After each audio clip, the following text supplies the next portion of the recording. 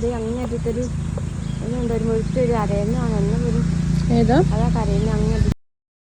അതെ, എൻ്റെ യാത്രകളൊന്നും അങ്ങനെ പ്ലാൻ ചെയ്തിട്ടൊന്നും അല്ല കേട്ടോ സംഭവിക്കുന്നത്. പെട്ടെന്ന് നടക്കുന്നത്. പ്ലാൻ ചെയ്യുന്നതൊന്നും സംഭവിക്കത്തുമില്ല, അത് വേറെ കാര്യം. പക്ഷേ എനിക്ക് ഒത്തിരി ട്രാവൽ ചെയ്യാൻ ഇഷ്ടമാണ്. അപ്പോൾ ചുമ്മാ അങ്ങനെ ഇരുന്നപ്പം ഒരിടം വരെ പോകാൻ തോന്നി.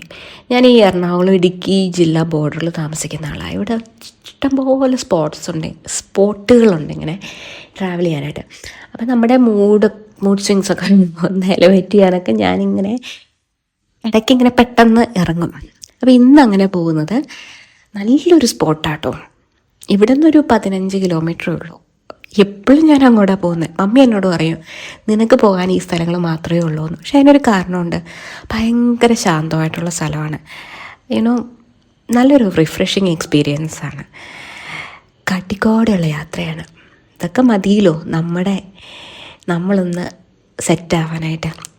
അപ്പോൾ പോകുന്നത് എങ്ങോട്ടാന്ന് വെച്ചാൽ കുട്ടമ്പുഴ എന്ന് പറയുന്നൊരു സ്ഥലത്തേക്കാണ്. പെരിയാറിൻ്റെ ഓരം പറ്റിയുള്ളൊരു കുഞ്ഞ് ടൗൺ. എനിക്ക് ഒത്തിരി ഇഷ്ടമാണ് ഇത് കണ്ടോ, ഇതിപ്പം ഫുൾ ഉണങ്ങി കിടക്കുക അല്ലേ, മുഴുവൻ ഇങ്ങനെ.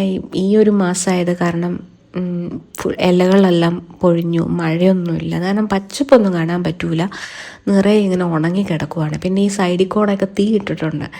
സൈഡിൽ നിന്ന് തെളിച്ചതായിരിക്കും റോഡ് സൈഡ്. നല്ല കാമായിട്ടുള്ള റോഡാണ്, വലിയ തിരക്കൊന്നുമില്ല.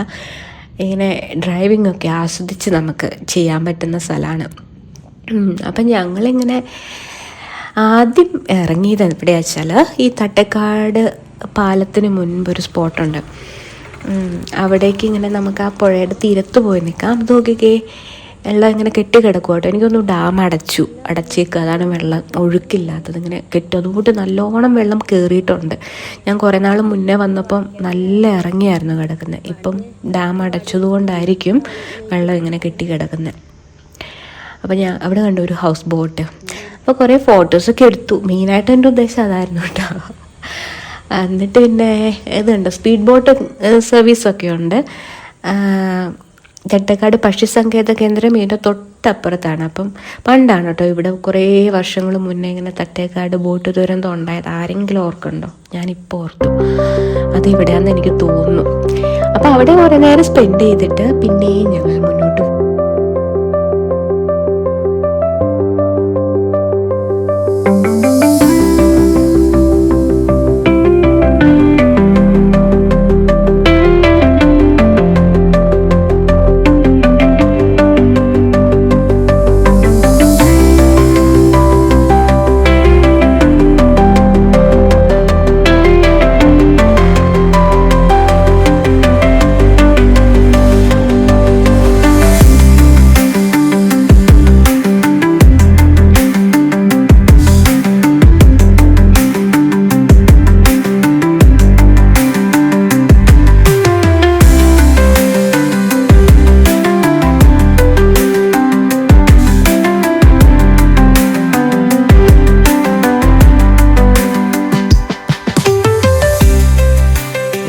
ഉദ്ദേശം എവിടെയാണ്? കുട്ടമ്പുഴ ടൗൺ.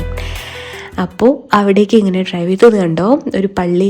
ഈ പള്ളിയിൽ ഞാൻ കയറിയിട്ടുണ്ട്. ഈ പള്ളിയുടെ മുകളിലുള്ള വ്യൂ ഭയങ്കര സൂപ്പറാണ്. ഇപ്പം പോകുന്നില്ല ഞങ്ങൾ, കാരണം അവിടെ ഒരു കുർബാന നടക്കാൻ പോകാൻ തോന്നുന്നു. ആളുകളൊക്കെ അങ്ങോട്ടേക്ക് പോകുന്നുണ്ട്, അപ്പോൾ പോകണില്ല.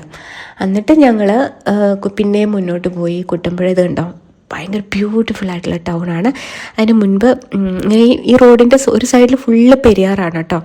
നല്ല രസമാണ് ഇവിടെ ഇങ്ങനെ വന്ന് നിൽക്കാനും ഒക്കെ, സ്പെൻഡ് ചെയ്യാനും ഫോട്ടോ എടുക്കാനും ചുമ്മാ വന്നിരിക്കാനും ഒക്കെ നല്ല സ്പോട്ടുകളാണ് ഇതെല്ലാം. അപ്പോൾ ഞങ്ങൾ കുട്ടമ്പുഴ ടൗണിലെത്തി. മെയിൻ ഉദ്ദേശം ഇവിടുത്തെ ഈ ചായക്കടയിൽ കയറിയിട്ട് ചായ കുടിക്കുക എന്നുള്ളതാണ്.